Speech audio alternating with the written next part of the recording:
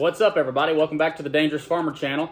Today we are going to be talking about painting rifles, kind of how I do it, and I'm actually going to try a new process that I haven't done before, but that I am pretty certain is going to turn out really slick. So let's jump right into it. We'll go over some things we need to do this without gunking the gun up too bad, and to do a fairly clean job of it. So if you don't want to paint accessories on your guns, lights, PEC 15s, optics, whatever, you need the tools to take those off. Go ahead and get those taken off.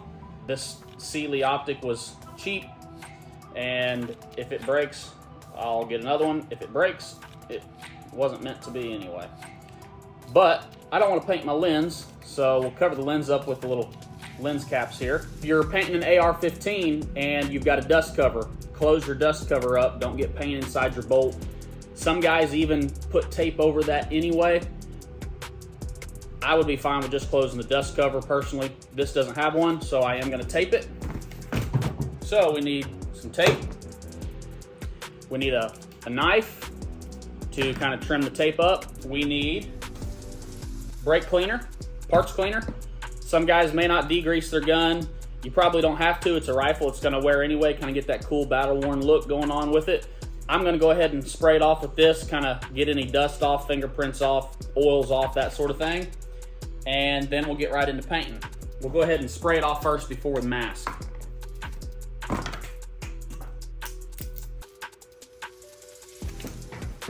going to do this off of my cardboard so that we don't get her all soaking wet.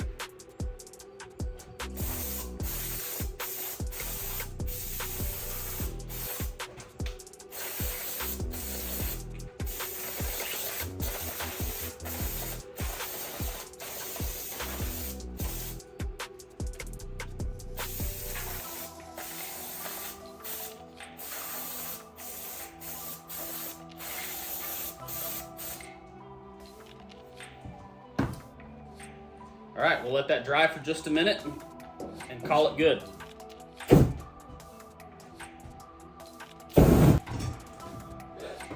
Yeah, I'm a pyro at heart. Sue me. So I went ahead and decided to put some gloves on just to keep it from getting dirty again. I probably should have had gloves on when I'm messing with this stuff, but oh well. Anyway, let's get this masked. Let's get this masked.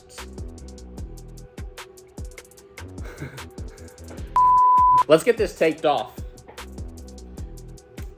All right, over this, get her all stuffed in there.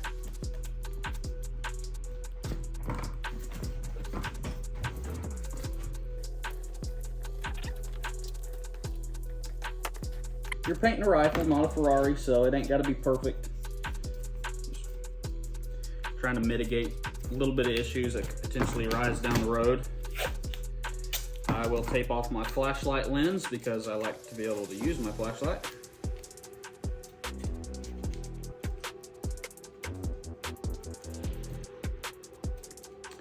I will open the door to get some ventilation in here because I'm starting to fly in the clouds a little bit already. All right, so what are we gonna go with for colors?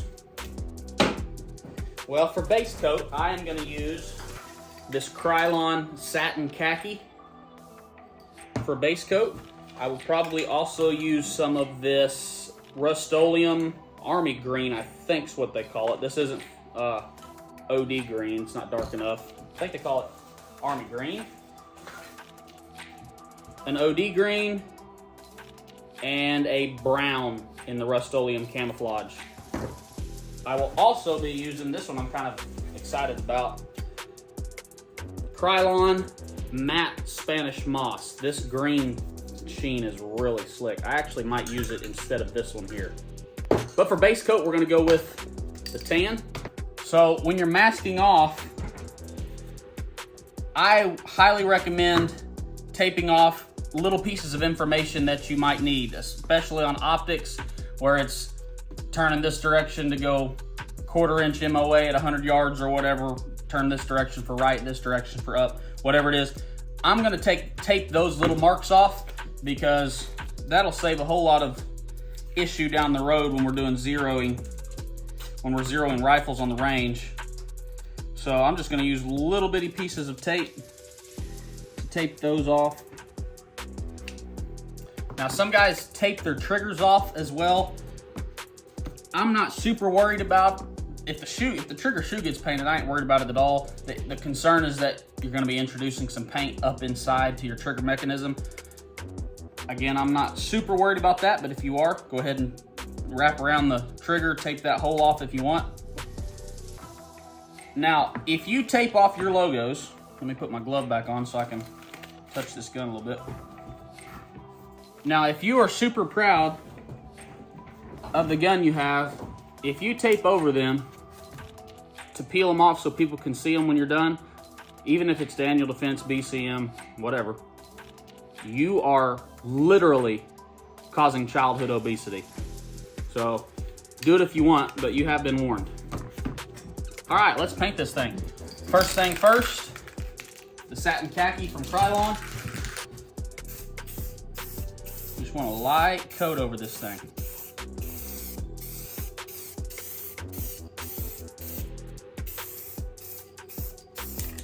Remember to hit everything from multiple angles. Breathe deep when you do this. Make sure you don't have plenty of ventilation. It adds to the experience.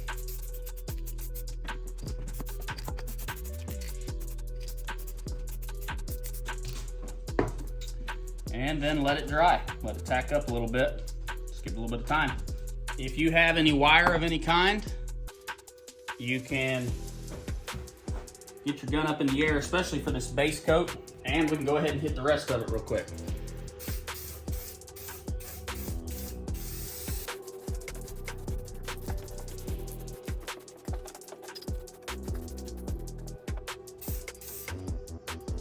All right, now it's just a waiting game. So a lot of people are scared to paint their rifles, but I mean, it's a tool. It's not like you're painting a rifle that is meant to be used and used hard, not a Ferrari that you're gonna put in your garage and show off on sunny days. So you just gotta jump right into it and do it and make it happen. So we went tan with the base coat. I'm gonna put some, like a dot matrix or whatever you wanna call it, on the rifle as well, and I'm gonna use black for that.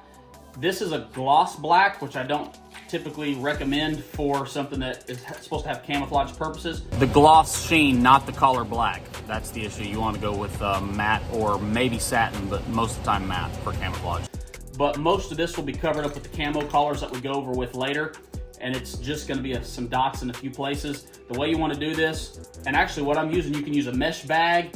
Actually, when I went to the store to buy my paint, they had like a mesh screen that was for a bucket, something to do with paint. It was like $3. I grabbed it and then promptly left it in my cart and didn't put it in the vehicle. So scrounging around the house, figuring out what I can use to do this. I've used drywall bags in the past. This is just a 9mm bullet holder that came out of a box of ammo, and that's what we're going to use to make this dot matrix here. So let's do it. Hold it close, and with your spray can about 8 inches away.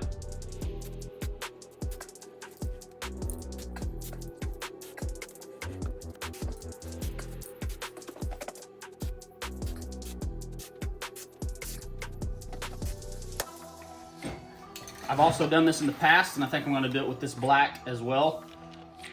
Barely hold the trigger on the gun and get a fine mist. Splatter, actually, is really what it is. Your can will drip at the tip, at the spray nozzle, but you'll get these cool splatters on there that look really sweet.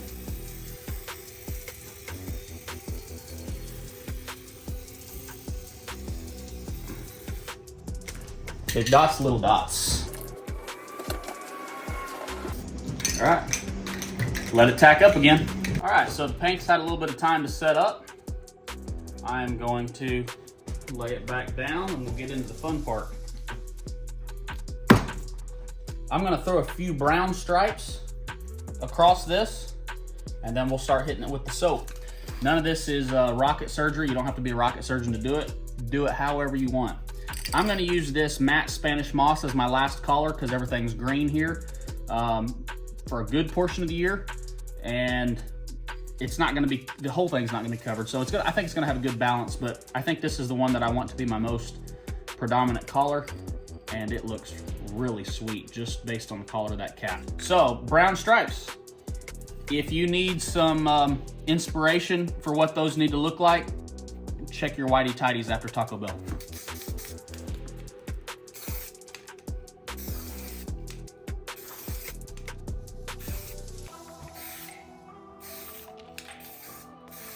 Those brown stripes were light enough that it shouldn't take long for them to set up, but you might give them just a minute before you go to the soap. This is the cool part. It's been a few minutes. Let's do it.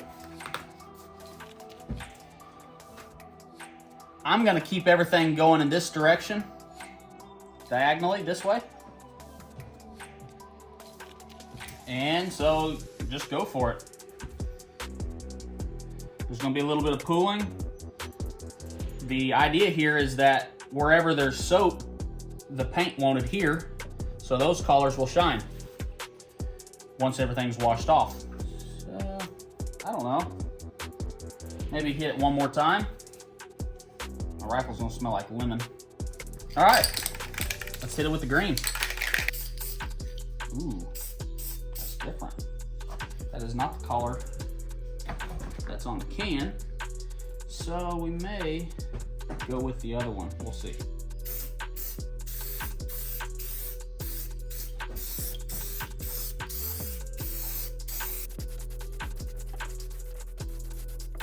I like that Spanish moss, but I'm gonna go ahead and soap over the Spanish moss just a smidge, and then hit it with the darker green as well.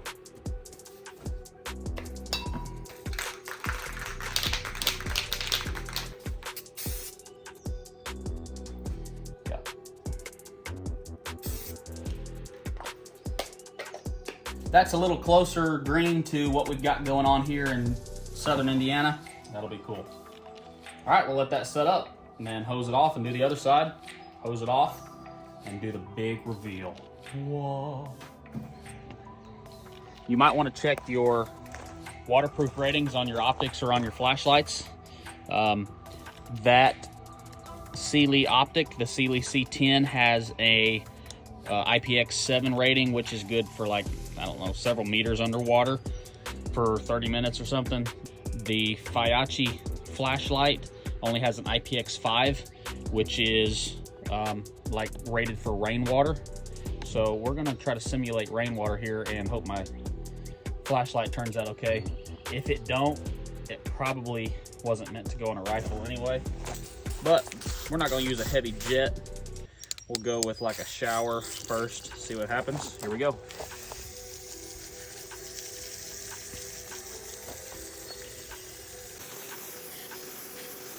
I may go ahead and do this one more time. The green that you're seeing there is the Spanish moss color, and I actually prefer the darker green, I think.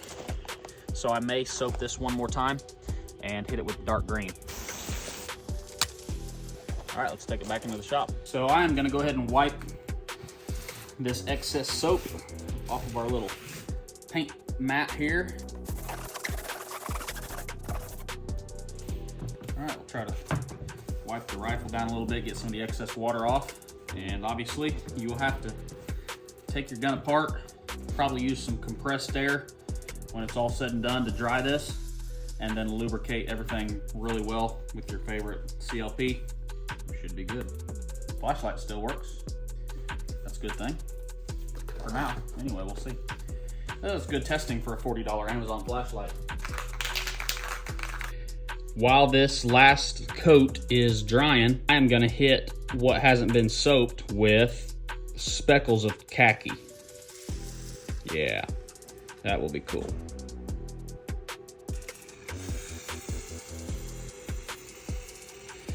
So khaki specks.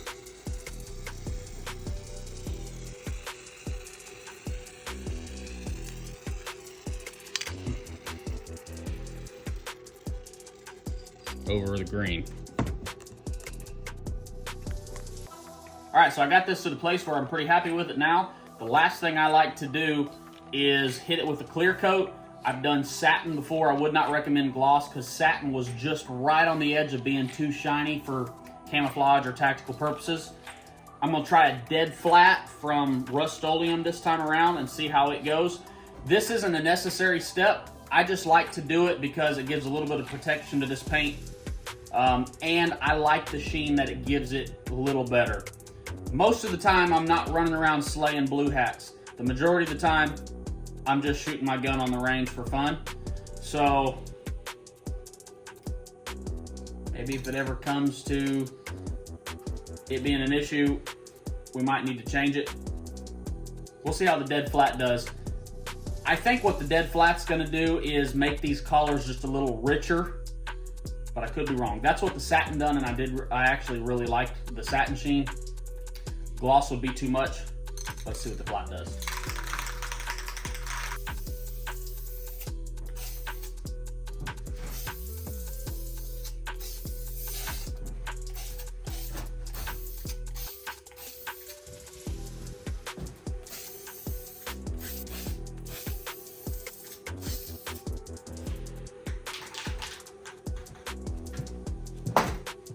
All right, we'll let her dry again.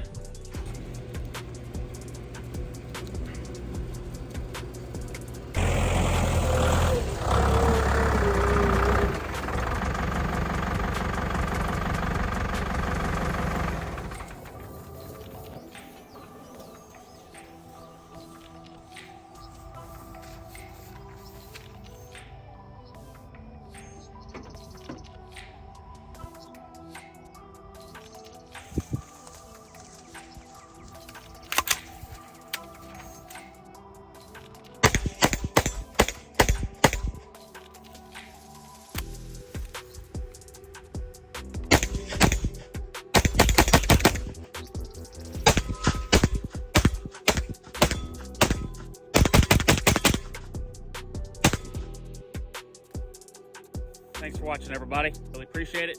If you like this type of content, hit that subscribe button, that like button. I'll catch you in the next one.